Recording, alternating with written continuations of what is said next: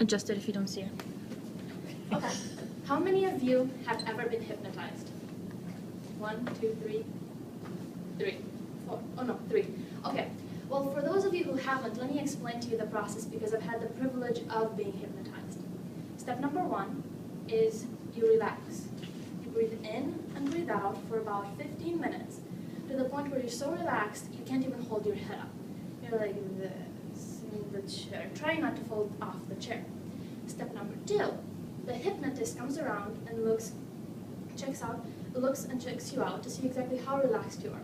Because to be hypnotized, you need to be in a very relaxed state, very relaxed. Step number 3, you have fun. Because there's 2 things that happen in hypnosis. Number 1, your subconscious steps up and your conscious kind of fades away. Now your conscious is the part of you that filters your actions. Why do we all sit in this room instead of being at Cedar Point in a thrill ride right now? Because our conscious decided this was a better idea and we're not going to do something else. So, when your conscious fades away and your subconscious steps in, you automatically do what you're told. There's no filter as to do I want to do it, should I do it, is there a reason to do it? You just do it. There's no reason behind it. Also what happens, what many of you may not know because the TV and the movies just say the wrong things, is that when you're hypnotized, you know exactly what is going on. You can see the audience and you can hear them. You can see the participants and you can hear them. And you enjoy yourself too. When I was hypnotized, I was laughing at what some other participants said and I had my eyes closed. It was just too funny. However, I want to take this a little bit into reality. How many of you know that you're being hypnotized right now? That is the abstract concept I'm here to present. The book Fast Food Nation says that over 90% of fast food purchases are done on impulse. We all know that fast food is not healthy. It's not even necessarily the best thing for us, but we do it anyway. Why is that? When is the last time you heard or saw an advertisement on TV, internet, newspaper, radio, anything like that, for McDonald's, Wendy's, Burger King, anything of the sort? Heard of the charities? Coupons, jingles, big bright signs? I'm willing to bet that most of you saw this just coming here today. The repetitive motion of hearing it over and over and over again sticks that idea into your subconscious. So even if you don't want to, you actually start doing things that you may not otherwise do. To understand this better, let me take you back when advertising was really revolutionized. Edward Bernays was born in 1891. He was the nephew of Sigmund Freud. Have you guys heard of Sigmund Freud? Mm-hmm. Psychoanalysis? Oh yeah. Well, he read his uncle's work, and he decided that instead of doing what Freud was doing in psychoanalysis, he would take his work into corporate America. His biggest campaign, and his first big campaign, was the Lucky Strike cigarettes. Now, I don't know how many of you know about cigarettes or their history, but in the 1920s, men were the only ones who smoked. Women didn't. If women smoked, they were seen as promiscuous. Not good. So, Bernays realized that there is a mass psychology around groups. You can make groups do something that individual people would otherwise not do. There's an irrationality with group behavior. Why is that? Emotions. If you can trigger emotions with a product, people skip the reason part. They don't ask, why do I buy it, do I need to buy it? They just do it because it's linked to a certain emotion. So he went to talk to a leading psychologist in New York and found out that the reason women don't smoke is because smoking is associated with male dominance. Women just don't smoke. So he, as a great advertiser, his campaign right now is still being taught in schools. It was that monumental.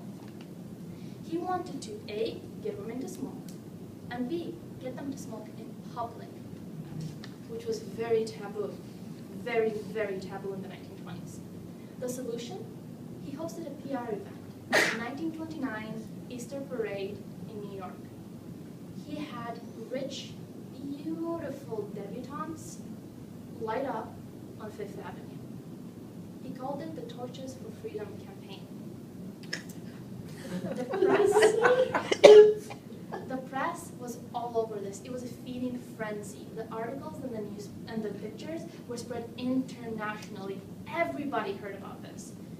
And it got women to smoke. Because here were these beautiful, cool-looking, rich women that did it. I don't want to be independent. I don't want to be dominated anymore. I'm going to smoke too. So tobacco sales rose exponentially. Now, think about it. Is smoking really going to make you less submissive or less dominant to your male counterpart? Not really. You're just going to smoke.